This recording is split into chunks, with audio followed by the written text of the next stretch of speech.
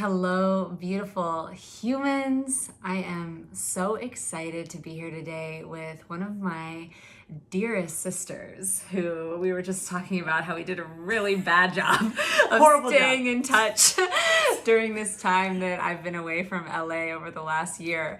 But we started off as if there has been no time at all, and we've really been marveling at how time is really not even a thing. It's not a because thing. love is love is love, and what's true is true is true. So I'm really excited to introduce you to Xiana, who has touched my life in the most extraordinary ways. We co-created an incredible council series called the Jaguar Collective that was a multiracial, multi-religious, multicultural council series that was intended to bridge the gap, where we would have ceremonial, intentional conversations with thought leaders from a multitude of different backgrounds, races, religions, gender identities, to come together and have the conversations, the hard conversations, the tough conversations, the real conversations. Yes. And we would live stream those conversations so that others could witness and receive the medicine that was present in those very humbling, profound, and powerful spaces.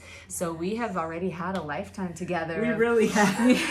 Of creating. And so we decided that, it would be such an opportunity to come on the Dojo podcast and really create and invite you into the energy of intentional connection, to explore and get to know where we're at now in real time with all of you, and just let you guys in on the conversation. So Xiana, I'd love to just invite you to share. I mean, we had a little bit of catching up, but just over the last year, what has changed in your life, and how are you now showing up at the leading edge of your experience? What's really pulsing and alive right there? Okay. Woo! So it's been a journey. I recently had a child. A very gorgeous child. I want to eat his face. He is amazing. And what I learned throughout pregnancy was I know nothing about anything. So what I mean by that is I learned my body in a completely different way. And I saw it from a different lens. Yeah. And it was a little comfortable. It wasn't comfortable. Yeah. It was hard. It was hard to relearn my body, and it was beautiful and magical at the same time, because I felt him. The moment his spirit came into me, there was this. So for those of you who don't know, I'm normally, woo, this is me. Hello, everyone. Celebration. The portal's open. That's normally who I was. And when Messiah entered into my field, it was like that fire and that expression all came to this grounding, solid rock. Yeah. Which was so different for me because I've never felt that grounded before. Yeah. Could you feel when his spirit came in? Did you know that you were pregnant before you took the pregnancy test? Yeah. So it was this feeling of, I think I'm pregnant, but I know I have a period coming up, so I'm going to wait. Yeah. Right? And then I went home to New York for the first time in 4 years. So just giving you guys that information, I'm actually really close to my family now. But growing up, I felt like an outcast a little bit. Yeah. So then I was always on this mission to go, right? To do and to go. I'm going to do and go, right? So I went to college far away. Then I moved to California, and my family was in New York. And then I didn't really set the intention or the commitment to go home and visit them. Yeah. So 4 years go by, have not gone home to visit my family. Wow. For the first time, this is during COVID, when it first started, I get this hit, you need to go home. Yeah. So I'm like, okay. So I buy the ticket, I go home, I get there, and that was when my period was supposed to come. Yeah.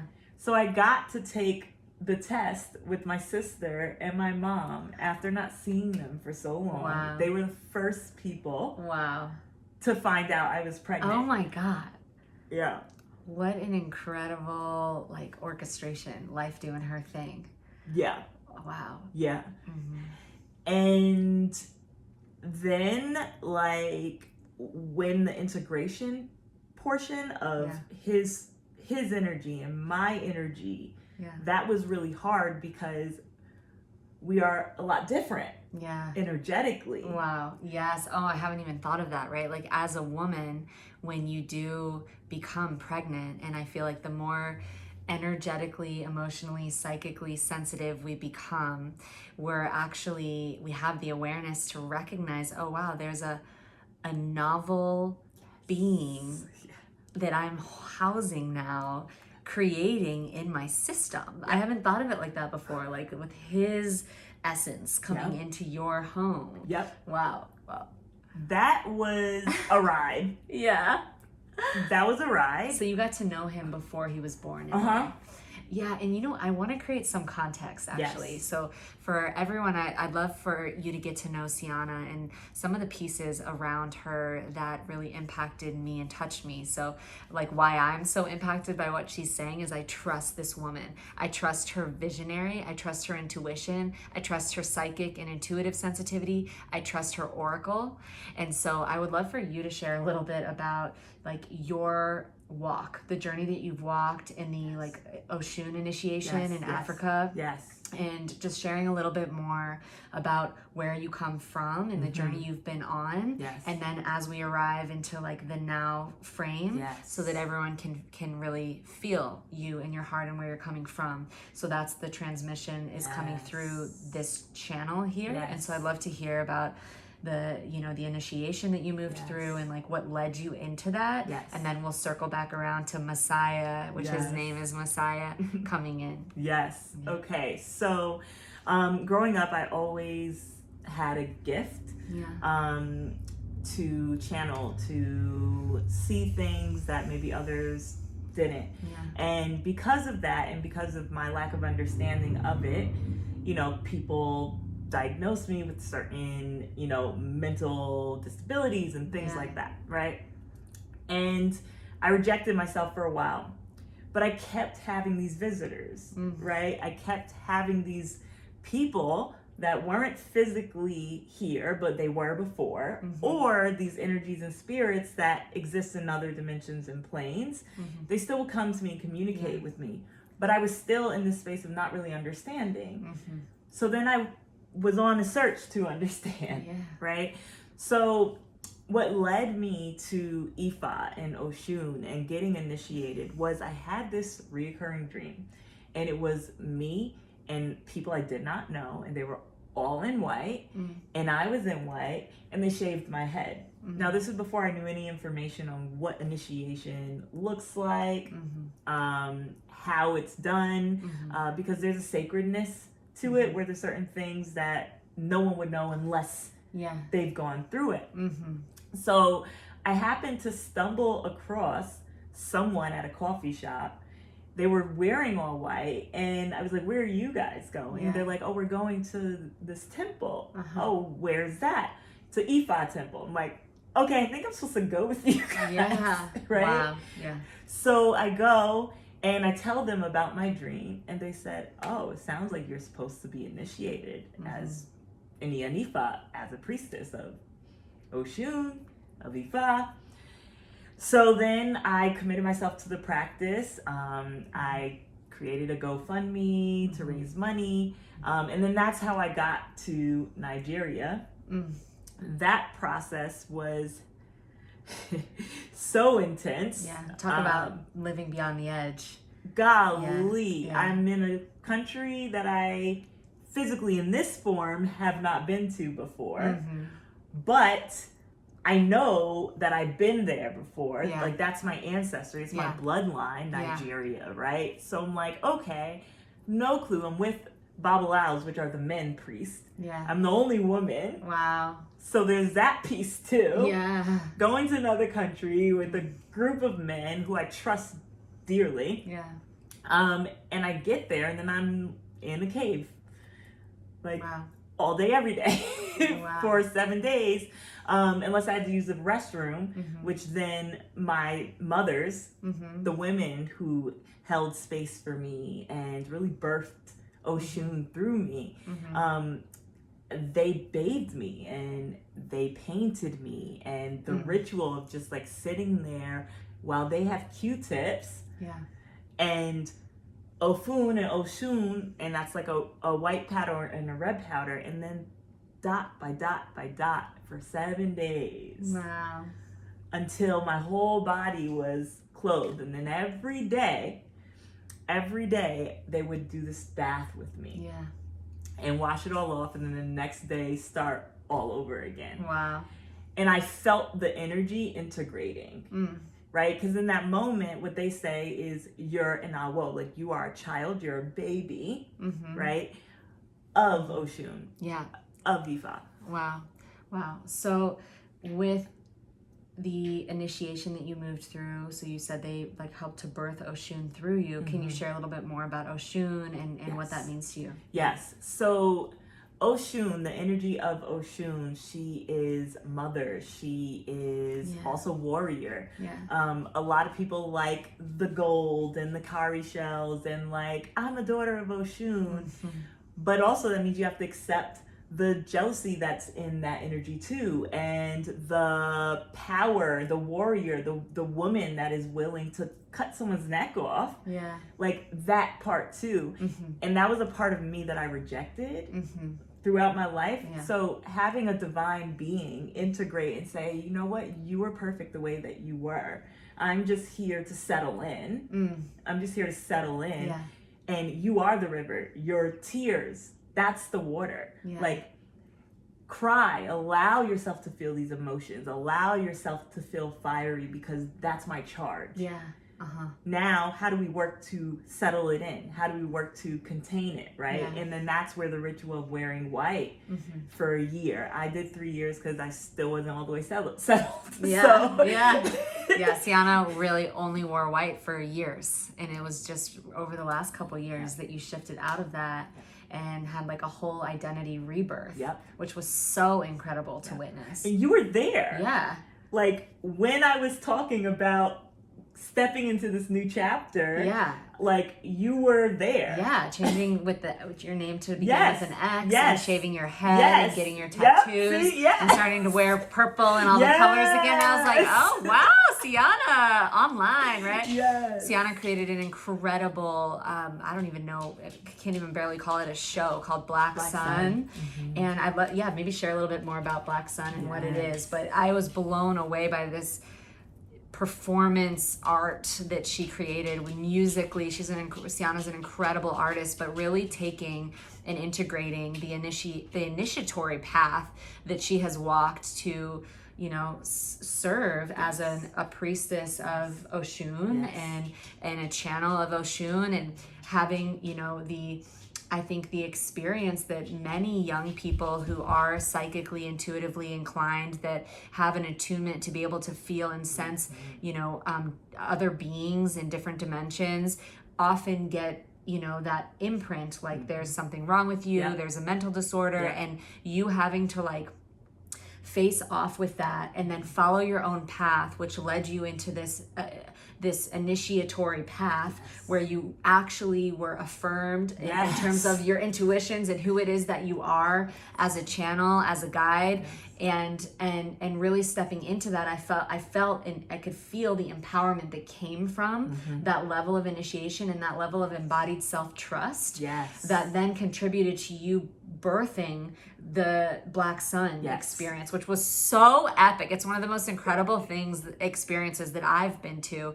So maybe just sharing a little bit about that. And then we're starting, it was right after Black Sun came through, I believe, that you started, you actually came off of wearing white and started to like have this whole identity rebirth. And so it's interesting that then the pregnancy came about a year after that. So it's wild how it all works together. So I want to presence all of you as we're sharing, every piece of of Xiana's journey, to find where in your own life the puzzle pieces fit together. Because I recognize for myself that when I look retrospectively back at my life, every time that there was a really intense, challenging like death cycle, when I look retrospectively from later, it makes so much sense. And I recognize that who I have become could not have happened without that moment.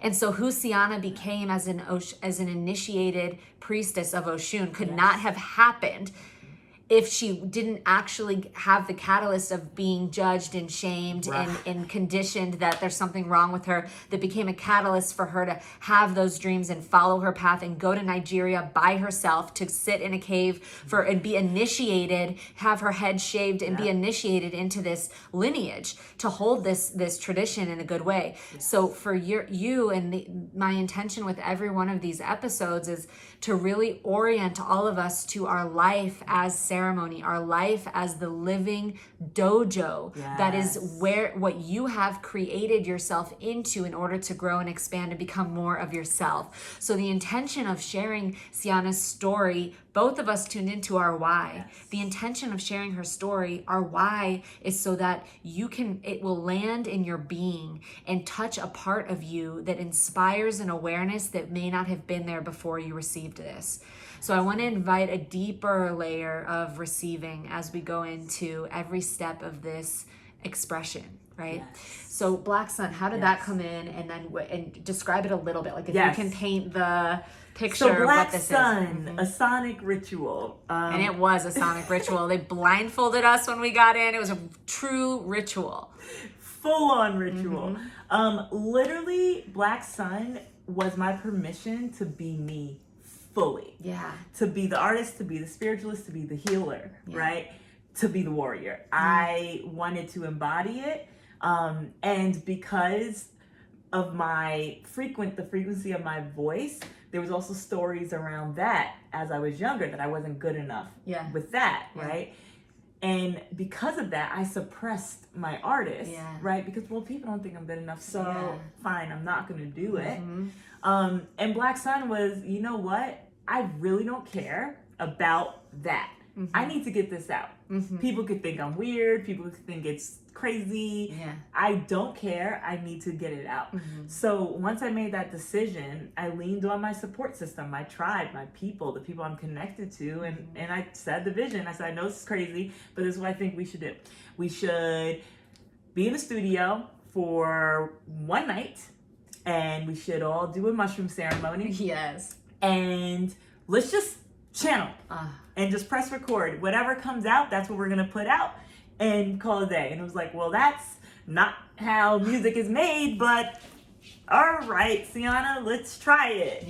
Right? So we do this ceremony. We're locked in the studio all night. We sit with our mushroom and we just tap in. And then we start to channel and we record. And then after that, I took that and then we kind of like pieced. And that she took was fucking epic. It was wildly powerful. So yeah, if there's a link, maybe we can put it in the show notes. If there's a link to the audio of Black Sun. Okay, so we're gonna add it in the show notes. You'll check it out after this. So that's what Black Sun was for me. It was almost like, you know what? My soul needs to be birthed. And I'm confident enough that I can hold space for me, that I don't need people to validate it. And through that, I received validation. Right? And just to paint it a little deeper, the audio, so they channeled through in ceremony this incredible audio arc and then added an entire performance ritual for like at least like a 90-minute 2-hour full show with dancing and live painting and like a complete powerful experience that included, I was there to witness your father getting up on stage and fully receiving you. Like it was an actual initiation for Xiana to be fully seen in her power and her juice, and completely supported by tribe and that artistry that touched the depths of my spirit. Like, it was profoundly powerful. So thank you for creating that. And I'm holding the vision that there's many more to come, potentially even Messiah as he gets older, to create with you. She was sharing with me her son has a Virgo, Leo cusp sun and Gemini rising. I'm like, oh wow, this baby's gonna have a voice. Okay. So I can really see that. But yeah, so I want to now kind of go into the initiation that this was for you to receive yourself, like to actually, so we're now in the trajectory of her shifting out of wearing white, which is that purification process of the initiation, for 3 years. Yes. She wore only white every single day for 3 years. And then Black Sun happens. And then within the arc of that following year, you shifted into Xiana with an X and everything that happened there. So what did you, I recognize that if you imagine a complete identity death and then rebirth in your life, and let's talk about what it takes to actualize that. So for you to shift from, you know, the part of the version of yourself that had taken on the, you know, the judgments that you couldn't sing, or that you had to play small, or that your intuitions weren't real, or whatever. What did it take, like mechanically, like as specifically as you can get? How did you, on the like internal alchemy level, navigate? Like you said, I just decided not to care what other people think. Like on a deeper level, like how did that work for you? Like how did you do that? Like with those who are listening are like, well, I would love to not care about what other people think. That sounds great. But like how? I love that. Yeah. Thank you. Yeah. I took the time to meet myself again. Right, because I had this narrative in the story about who I was, but it wasn't really my voice. It was other people's voice. And I decided to sit with myself, tap into the core of who I am, and accept myself, because I realized the reason why I still was holding back is because it had nothing to do with them. I was accepting the narrative in the story about me. So I believed it. So I actually had to reconcile with myself first to realize you are perfect and complete the way that you are. Actually, you don't need to change anything, but if you want to change something, that's okay. Right? So let's get rid of the need and let's actually just understand it is okay to be you. So after having that conversation with myself, and it's not magic, after the conversation, I still had the residuals of... So it's a choice. It's a choice. So it's a choice. So like really receiving the opportunity to get down and dirty and clear and raw and real with you and you. And sometimes this can take willpower. Like it can take some juice. It can take some willpower to make the decision to meet yourself and choose to receive the truth of who you are, which I love what you said about, it doesn't mean you have to change. It actually starts with accepting, oh, I'm whole and complete and perfect in exactly where I am right now, in my imperfection and in my beauty, the whole spectrum of all of it. Starting from the baseline of radical, unconditional acceptance of where you are. It's almost like the symbolism of wearing all white. That's like the blank slate. And being like, this blank slate, I fully accept it. I accept who I am. And then from there, it's like, okay, now I have the ability to choose how and what I want to create. And that will require, and I heard you, it's not like magic pill necessarily, like there's still the body memory and potential fear of feeling the sensation of rejection or judgment. We don't like that as humans. Like we, right? Like no, like so often we'll abandon ourselves so that we don't get abandoned. And this is the journey of actually choosing, I will no longer abandon myself. I fully love and accept myself. I do not reject myself any longer. And so I'm willing to feel, perhaps for the first time consciously, the feeling of being rejected. I'm willing to risk it. I don't need to do it. I don't want it, but I'm willing to feel it because the feeling of rejecting myself feels worse. right?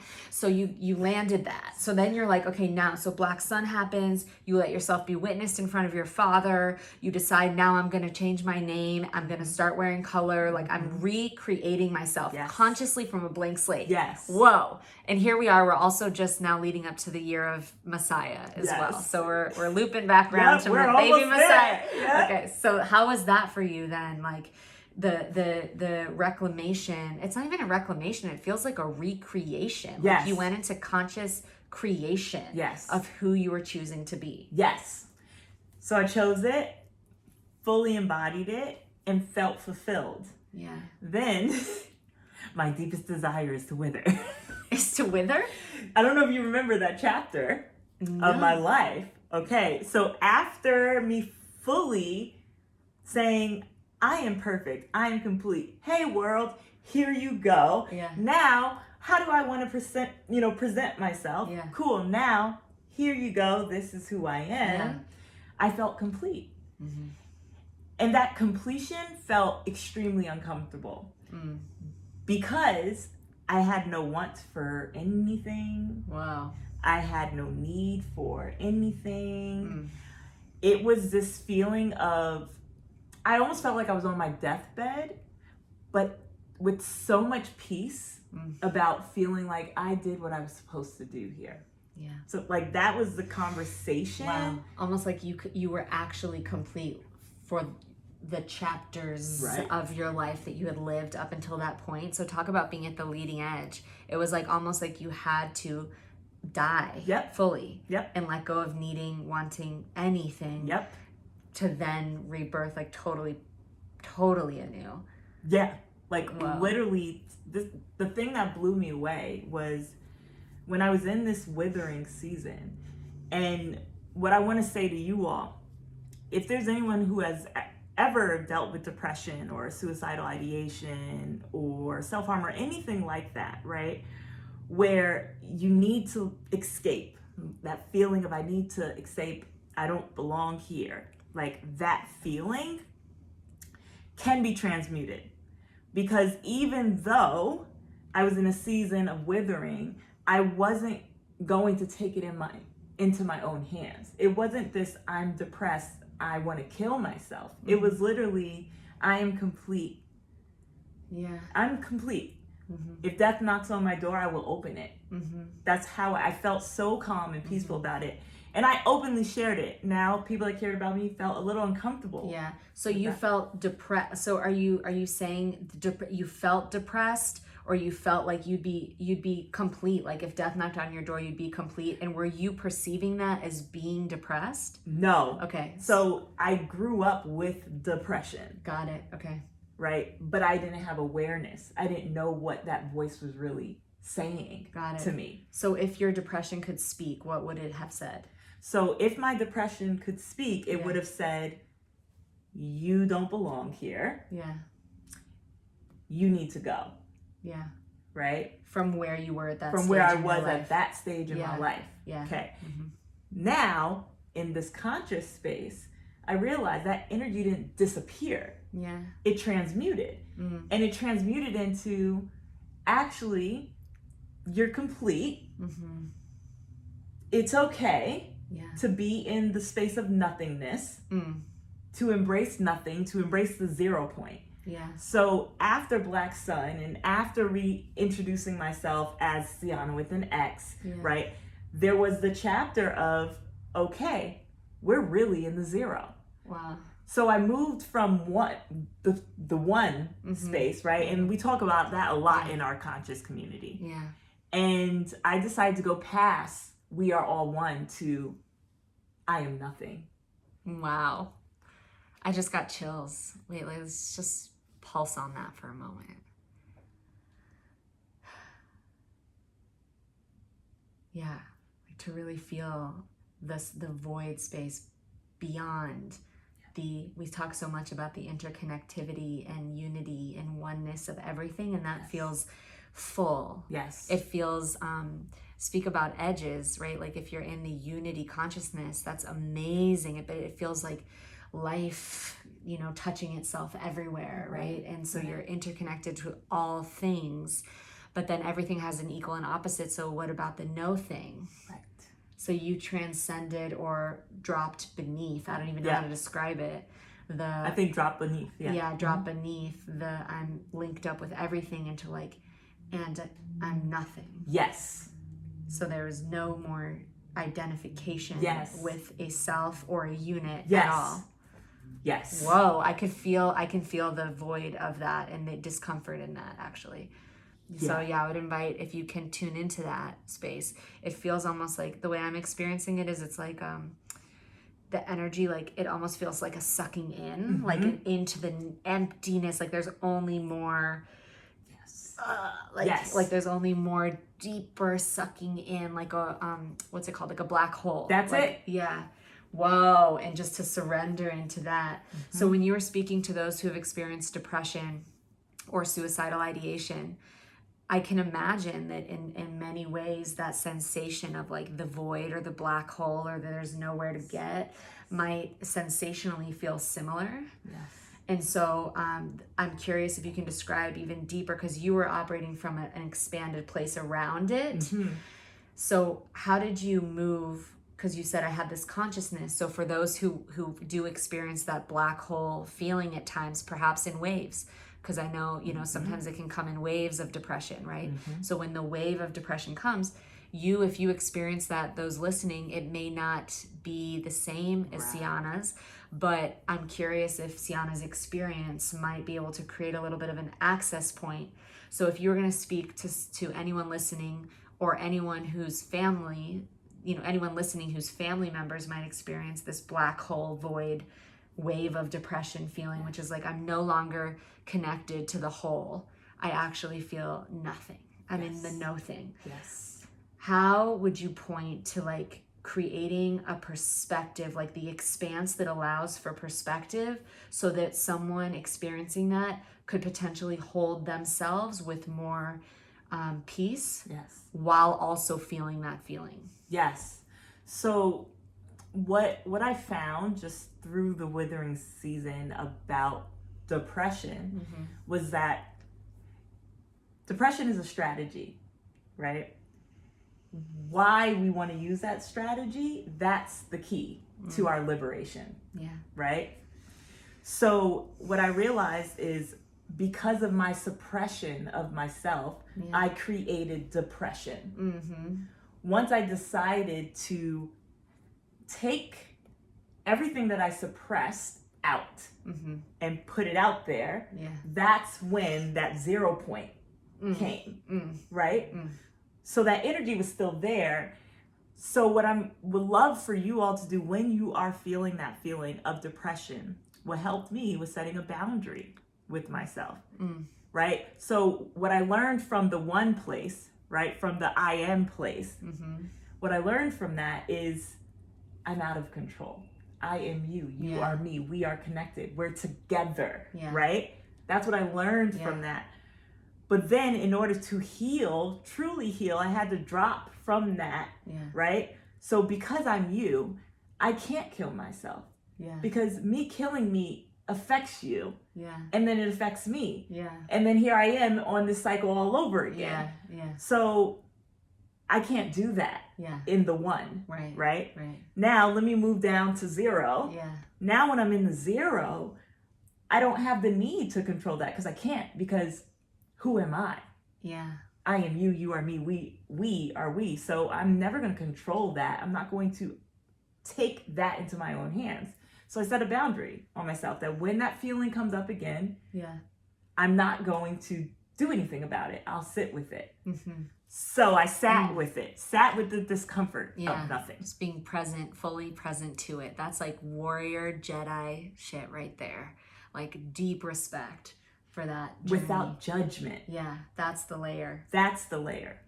I sat with it without judgment. I processed it because I told people about it. And because that energy feels so similar and people know my history, worry came up. But I still didn't let that move me out of the 0.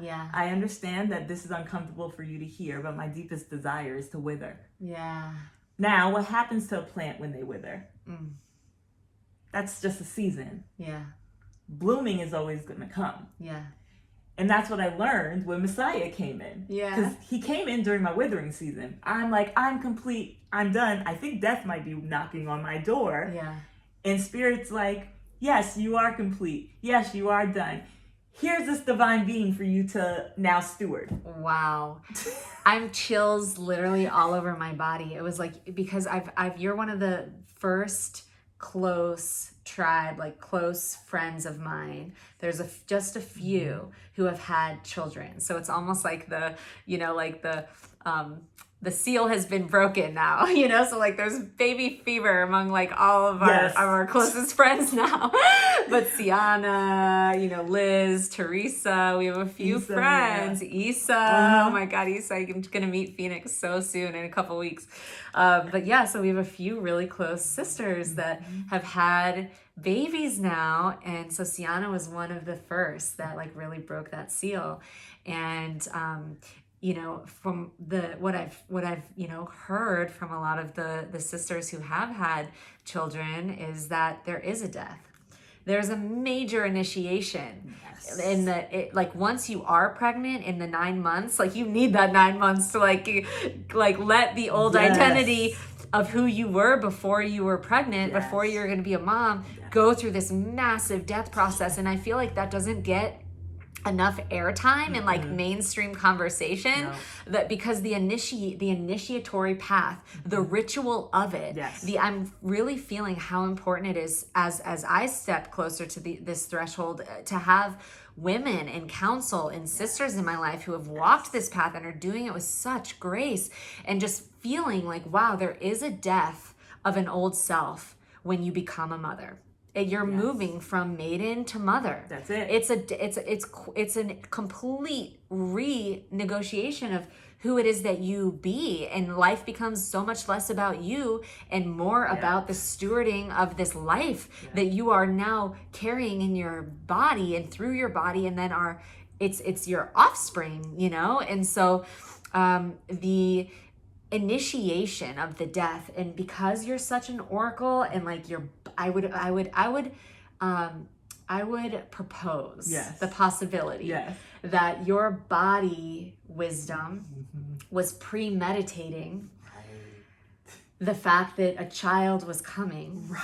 And so you were it's wild because you went through the 3 years of all white, like total identity death of the old identity, right? Of like you growing up before you became an initiated priestess. Yes.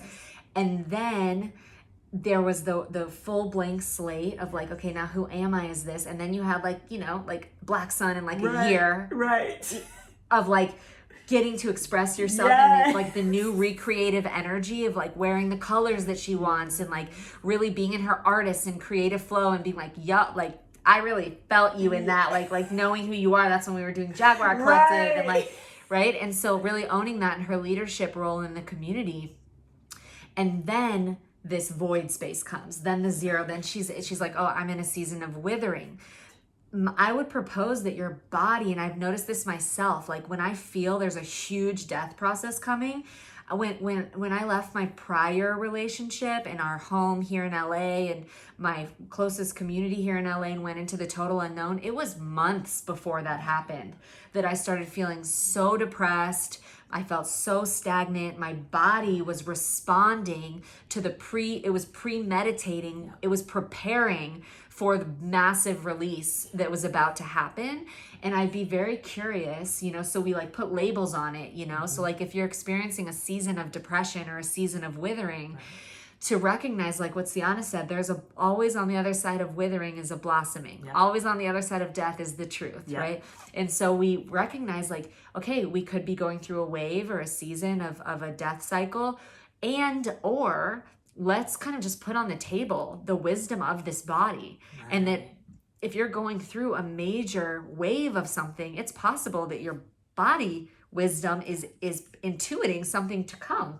And so I'm curious because that withering phase was just before Messiah came, and then he came into the withering phase.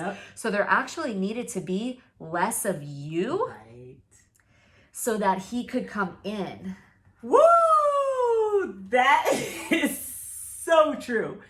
That is so true. Yeah. So the quote, my quote, my deepest desire is to wither. Yeah. This is the full quote now. Yeah.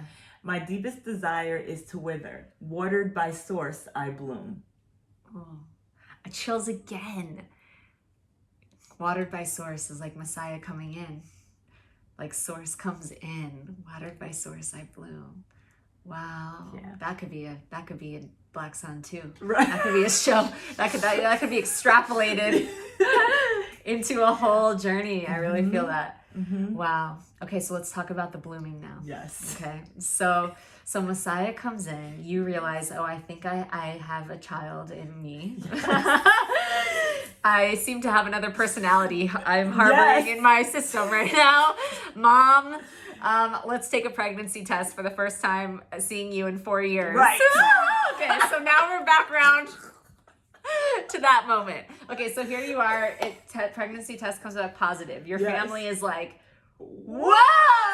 Okay. I did do 2 because I'm me. Yeah. Okay, just make sure. Are you sure? Okay. So now let's move. So now you realize you're pregnant, and now let's talk about the journey that you've been on with the father of Messiah, and like how you've oriented around that, and yeah, just that journey. I'd love for you to share about that for, any women who have been on a journey with pregnancy or the fear of like, what if the father of my child isn't my forever partner, like just all those layers there. Yes.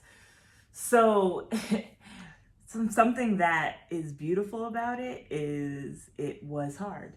Yeah. You signed up for that, huh? The reason why I said it was beautiful is because it had to be that way.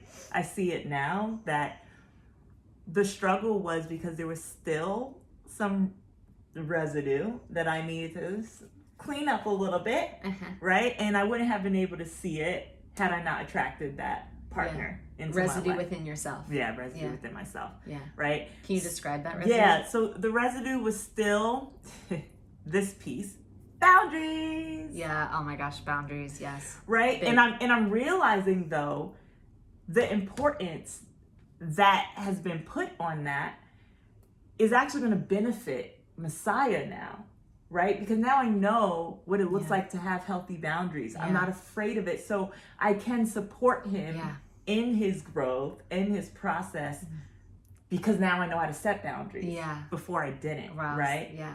So we met, me and Messiah's father met during COVID. Mm-hmm. And I was in my withering season. Yeah. Right? And in that season, I still wanted love. Yeah. Right? So that never goes away.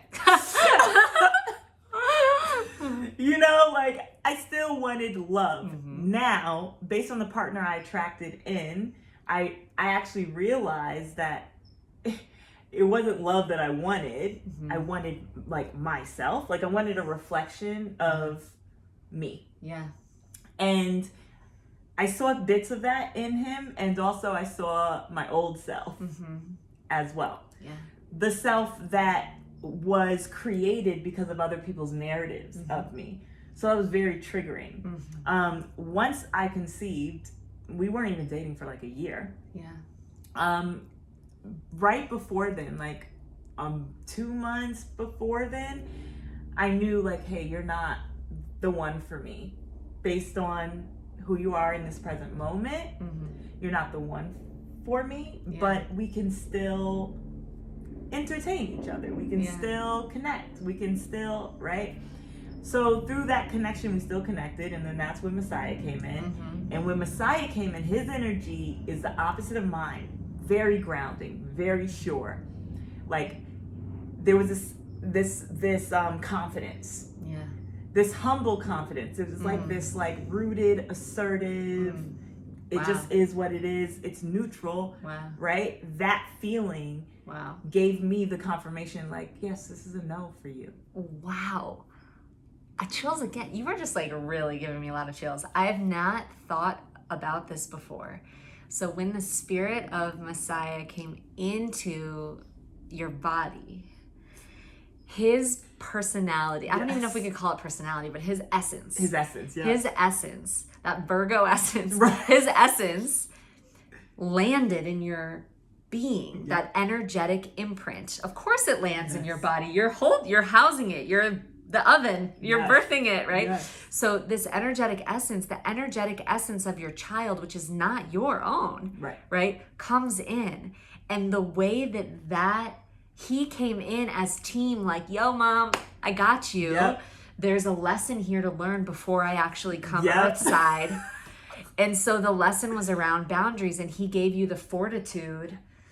He inspired the fortitude in you. He showed you how to access it. Yeah. So our children can become our teachers before they're even born. Yes. Whoa. Yes. Okay, keep going. Right? So I'm like, whoa, this energy is different, but it's a no. I feel so clear about this. Yeah. So had the conversation. Obviously that was very triggering for his father, because he is a good man. He is a loving person, you know? Mm-hmm. And he just has work to do, and that's fine. We all have work to do. Totally. But I think it's the part of, can we set boundaries? Like, I see you, I love you, I'm willing to take this lifelong journey with you platonically right now. Yeah. That's where I'm at. Yeah. So romance is a no, but let's do this together as parents. Yeah. That was hard for him to receive, right? It was understandably so. Totally, yeah. You know, because his vision is, one of his main values is family, right? Mm-hmm. So in his vision and based on his upbringing, it's like, no, we have to be together, right? But my history, my parents had to be together. They weren't happy. Yeah. Do you like, we're going to do this for the kids. And I'm like, no, that's the household I grew up in. I'm not doing that. Yeah. Yeah. Totally. Right. Wow, so you're repatterning the line as well. Yeah. It's interesting because the opportunity to repeat the pattern, the familiar pattern will present itself. And then we have a choice at the leading edge of our whole line to do it differently. And often, in order to do it differently, we get to choose ourselves, set a boundary, reset the configuration that has been deeply grooved for many generations. So I really hear you doing that. That's huge. Yes. And then his opposite was dad, mom get divorced, dad moves out, right? So I understand his come from. It's like, no, like we got to do this together. He wanted to do it the other way. Right. And for me, I'm like, I hear that. We are going to do this together. We're just not going to be together. Wow. So it's like the harmony. So he actually, you guys actually met in the middle. So like you didn't want to settle, right? So it's a no romantically, and he didn't want to not have the family system at all because that's what he grew up in. So you guys actually harmonized both truths so that he actually did change the pattern. Yeah. Exactly. Yeah. Because we go on family outings. Yeah. You know, he comes every week. Yeah. You know? Totally. We're really good with, we're getting there. We're getting back. I really want to be transparent and honest, right? So I just want, it's still hard at times. But what we have an agreement on is both of us individually are continuing on working on ourselves so that we can be the best parents for Messiah. So that's where the harmony is, right? And through that, there is a blossoming, there is a blooming, right? There's this new container that's being birthed where Messiah does get to have both parents, right? He does get to go on family outings. And the difference is, I'm going to be completely transparent with Messiah. Oh, I love that. Yeah. You know, and literally, if anyone has that thought that you have to be with someone because you share a child together or any other conditioning or programming, no, it's more about communication. Like, these children know. They chose us. So they're coming in. So I don't need to hide anything. Messiah chose me and chose his father. He knows. He knows where we're at. He knows what we've had to work on. So what that means is we get to continuously be transparent with him, open with him, and explain to him why the dynamic is the way that it is. right? Because the unspoken is still learned by the child. Wow. Oh my God. The unspoken is still learned by the child. Yeah. What a gift for you to get to transmit this message and grow into the version of yourself that can hold this with your child. And what a gift for him to come into a family unit with a mother and a father who are holding this level of transparency, for him to be affirmed in his own knowing, in his own intuition. Yes. I think one of the dangers, you know, in like family systems often is that there's a conditioned like idea that as parents there's a need to like withhold information in order to protect the child, which robs the child from their own knowing. Because often children are actually knowing and intuiting and feeling and sensing the truth of the moment as it's arising and as it is. So while it comes from a deep innocent place to try to like protect the child, it's actually invalidating their intuition and their knowing. That's it. So you sharing with me earlier that you have the intention with Messiah, like, well, I'll let you share it about him calling you forward. So as I'm observing my son, you have a son. I know. Last time I saw Xiana, she didn't have one yet. So. No. You know, as I'm observing my son, I'm learning so much about myself. And I'm also seeing him. And because he's so observant, I imagine that he's going to see things before maybe I feel ready for him to know them or see them. Yeah. And because of the dynamic that we have, I imagine he's going to come to me and call me up. And, you know, tell me, hey, I observed this thing. This is what it is. What do you think about it? Yeah. Oh my God, that's so wild and awesome. Yeah. You know? Yeah. So then I'm practicing sitting in the discomfort now, so that when it happens, I can respond from a place of acceptance, of validation, of transparency, of honesty, and be real with him, because he has the capacity to understand these things if he's observed it already. Yeah. If he's asking me the question, that means he's ready for the answer. Oof. Chills again. Wow. Yeah. Like full mother goals. Yes. Yes to that. And what a way to breed a really healthy and intimate relationship with your own children, you know, where they really trust you, and like you trust them to hold their own knowing, and to hold, you know, like to really be with each other in the truth of the moment, right? And of course there's, you know, all different situations and circumstances, and you navigate as it comes, I imagine, you know. But I love what you said, is if he's asking the question, he's ready for the answer. And I think that's a great gauge. I mean, from what I can see at this stage right now, you know, I honor and acknowledge I'm not a mother yet, so, but I'm talking to one who's holding it in a real way that inspires me. So thank you for sharing. Thank you for sharing your heart. I think that's a really great place to land it. And just really grateful for all of you, for the depth of your listening and your presence throughout this journey. It's been such an honor to reconnect with you in this way at this time. And like sisters forever. Yes. And I'd love to invite you to share, how can everyone listening, you know, find you if they want to go deeper with you in any way, and like what are you up to in the world right now, if there's any access points that you feel to share. Yes, this is beautiful. Wow. Well, I guess this is actually gonna be the first. So no one knows about this. So this is exclusively for you all right now, because I haven't been in this season of being seen. But while I was cultivating, there's something that is complete that I just haven't put out yet, and it's blacksunacademy.com. Oh my God, I did not know.